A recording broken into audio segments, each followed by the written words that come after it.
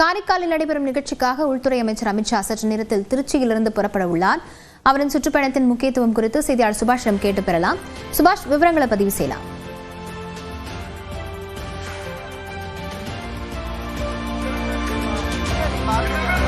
நிகழ்ச்சியில் கலந்து கொள்வதற்காக மத்திய உள்துறை அமைச்சரும் பாஜகவின் மூத்த தலைவருமான அமித்ஷா அவர்கள் இன்று புதுச்சேரி காரைக்காலுக்கு வர இருக்கிறார். காரைக்காலில் பிரம்மாண்டமான பொதுக்கூட்டமானது நடைபெற இருக்கிறது.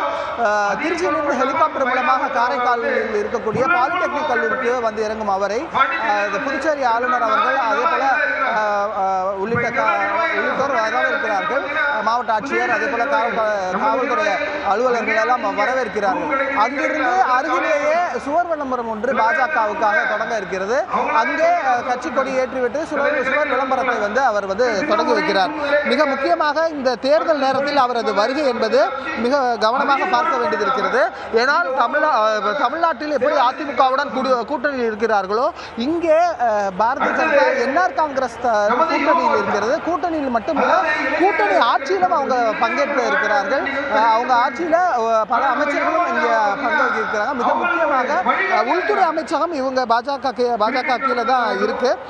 ஆகையால் இது வரக்கூடியது தேர்தலை கருத்தில் கொண்டும் அதே போல அடுத்த கட்டமாக பாரதிய ஜனதா கட்சி இந்த தேர்தலில் எவ்வாறாக செயல்படணும் என்பது தொடர்பாக கலந்து கொள்வதற்கான பொதுக்கூட்டம் தான் நம்ம பார்க்கக்கூடிய காட்சி. அந்த பொதுக்கூட்டத்தில் அமித்ஷா பேச போவது என்ன என்பதையும் பார்க்க வேண்டியது இருக்கிறது. தேசிய ஜனநாயக கூட்டணி இங்கே என்ஆர் காங்கிரஸ் தலைமையில் அமைக்கப்பட்டு முதலமைச்சராக ரங்கசாமி அவர்கள் இருக்கிறார்கள். ஆகவே இந்த கூட்டணி வரும் தேர்தலிலும் தொடரும் என்று எதிர்பார்க்கப்படுகிறது. அப்படிப்பட்ட சூழ்நிலையில் மத்திய உள்துறை அமைச்சர் அமித்ஷாவின் வருகை தேர்தலை ஒட்டி இருக்க போகிறது.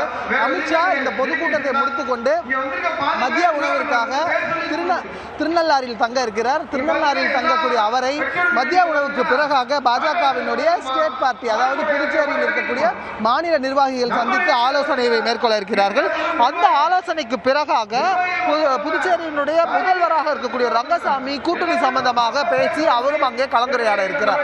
அதன் பின்னராக கட்சி நிர்வாகி ஒருவரின் வீட்டு அருகே கட்சி கொடியை ஏற்றி வைத்துவிட்டு அங்கிருந்து ஹெலிகாப்டர் தளத்திற்கு சென்று மீண்டும் புறப்படுகிறார் திருச்சிக்கு மத்திய உள்துறை அமைச்சர். அங்கிருந்து தனி விமானம் மூலமாக அவர் டெல்லி புறப்படுகிறார். இதுதான் அவரது பயண திட்டமாக இருக்கிறது. அவர் வந்து செல்லக்கூடிய அனைத்து இடங்களும் பொதுக்கூட்டம் நடக்கக்கூடிய இடம், அவர் இறங்கக்கூடிய ஹெலிகாப்டர் தளம், அவர் பங்கேற்கக்கூடிய பொது நிகழ்ச்சி, தங்கக்கூடிய ஹோட்டல் என அனைத்து இடங்களிலும் 7 அடுக்கு பாதுகாப்பு போடப்பட்டிருக்கிறது.